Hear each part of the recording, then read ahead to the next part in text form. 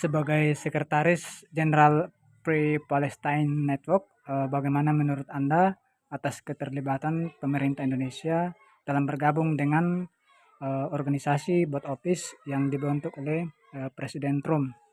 Apakah organisasi tersebut memang ditujukan untuk semua negara atau hanya khusus untuk perdamaian Gaza?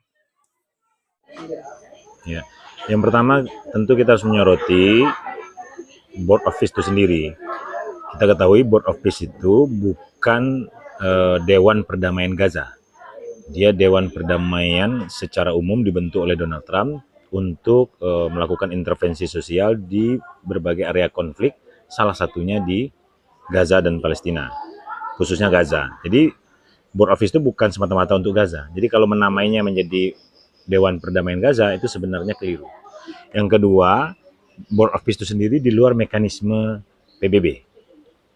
Bahkan diduga malah menjadi mekanisme yang menyaingi PBB, yang itu bisa berisiko mendegradasi peran PBB sebagai sebuah perserikatan yang mewakili bangsa-bangsa secara resmi sebagai bentuk tatanan sistem internasional yang berlaku. Bahkan Donald Trump menyebutnya betul ini akan bisa menjadi alternatif dari PBB yang dianggap oleh Donald Trump tidak efektif. Padahal yang mungkin membuat tidak efektif juga adalah Amerika sendiri karena terlalu banyak melakukan veto terhadap resolusi-resolusi terkait perdamaian di berbagai tempat, khususnya di Gaza. Yang ketiga, di dalam Board of Peace itu sendiri tidak mencantumkan klausul terkait dengan kemerdekaan Palestina. Karena itu kita patut skeptis, patut a priori apakah betul Board of Peace ini akan bermuara kepada kemerdekaan Palestina. Dan yang lebih lucunya, yang keempat, di dalam Board of Peace itu tidak ada perwakilan dari Palestina. Jangankan perwakilan dari faksi-faksi perlawanan yang mengangkat senjata di Gaza, bahkan perwakilan dari otoritas Palestina yang jauh lebih moderat pun itu tidak ada. Nah, ini kita menjadi patut curiga. Ini sebenarnya Board of Peace ini akan lebih berpihak kemana sebenarnya.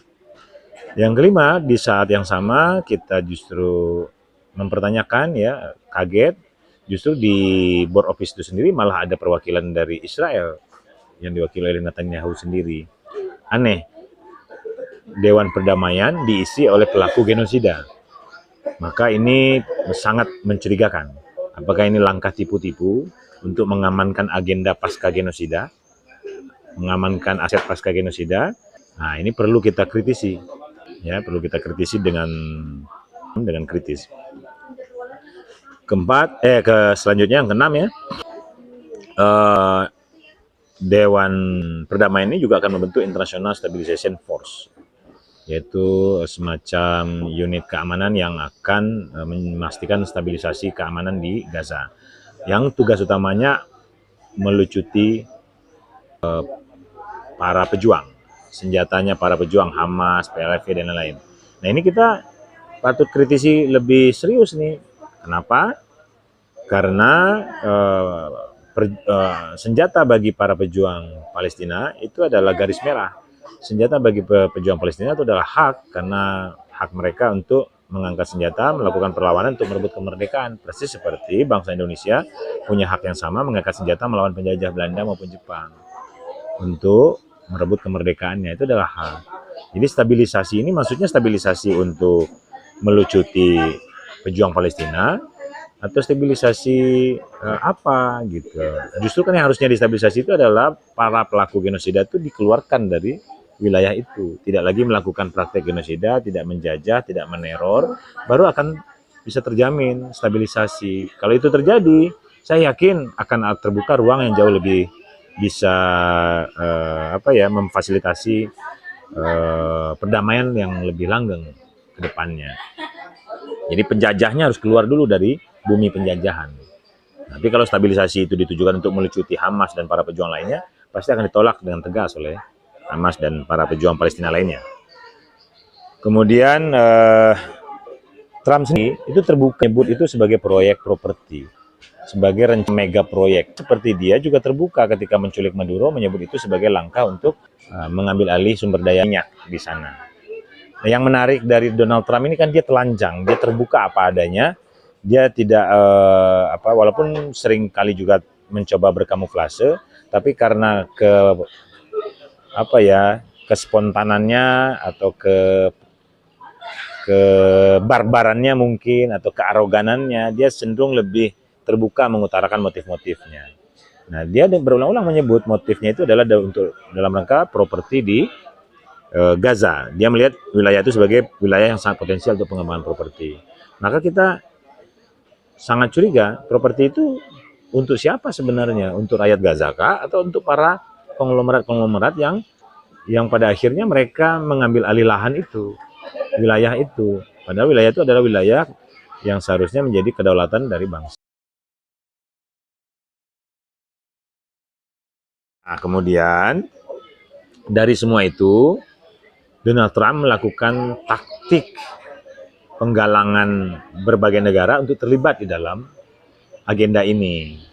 Nah, di dalam hal inilah kemudian banyak akhirnya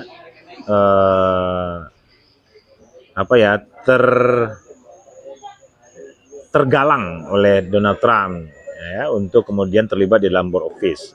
Di antaranya adalah Indonesia.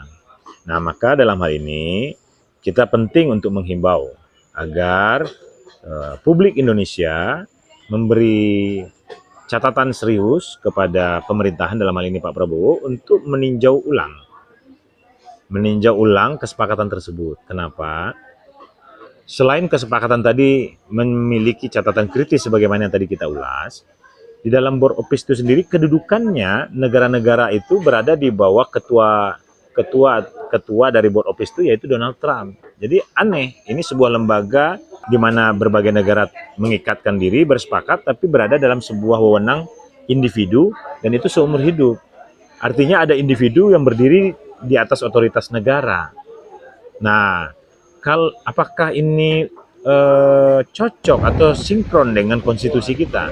Apakah boleh Indonesia mengikatkan diri dalam sebuah kelembagaan di bawah otoritas individu?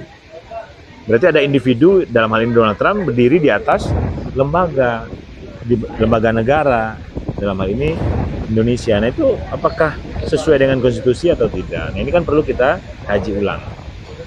Mungkin saja kemarin itu tergalang ya karena influence dari Donald Trump dan tim melalui lobby, tapi mungkin saja itu belum terkaji dengan sepenuhnya. Nah, karenanya tidak salah kemudian untuk kita kaji ulang. Publik berhak untuk memberikan masukan, kemudian kritisi, agar setiap langkah kebijakan luar negeri betul-betul sesuai dengan konstitusi, mendukung perdamaian dunia dan teruskan penjajahan di muka bumi. Nah, kira-kira begitu. Jadi check and itu biasa, dan menurut saya memang publik perlu memberi masukan karena government kan mungkin memiliki tantangan tersendiri dalam landscape diplomasi di kebijakan internasionalnya. Nah, tapi tentunya ini akan sangat juga ditentukan bagaimana suara publik. Kalau Inggris saja, Australia, Kanada, semua bisa berubah sikapnya mendukung upaya puan kemerdekaan Palestina, sampai hari ini belum terjadi, tapi itu adalah pergeseran sikap yang luar biasa dari negara-negara tradisional sekutu Israel tersebut. Karena apa? Karena memang ada publik yang besar. Di Australia hampir 300.000 sampai mendekati juta pernah terjadi aksi dukungan terhadap Palestina. Di London juga, di Prancis juga, di berbagai belahan negara lainnya, di negara-negara lainnya juga ada. Sehingga suara publik yang besar itu kemudian bisa mempengaruhi kebijakan negeri dari sebuah negara. Nah, ini yang menjadi catatan juga buat publik Indonesia.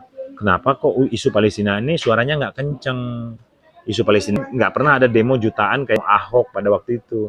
Kok untuk isu individual yang seperti itu bisa aksi, konon kabarnya jutaan, tapi untuk aksi solidaritas kemanusiaan yang telah mendatangkan korban ratusan ribu ini kok nggak ada aksi yang sebesar itu. Nah, suara publik ini juga penting, menyuarakan solidaritas kemanusiaan untuk bisa Bisa menjadi input di kebijakan sebuah negara dalam kebijakan luar negerinya, terkait kebijakan luar negerinya.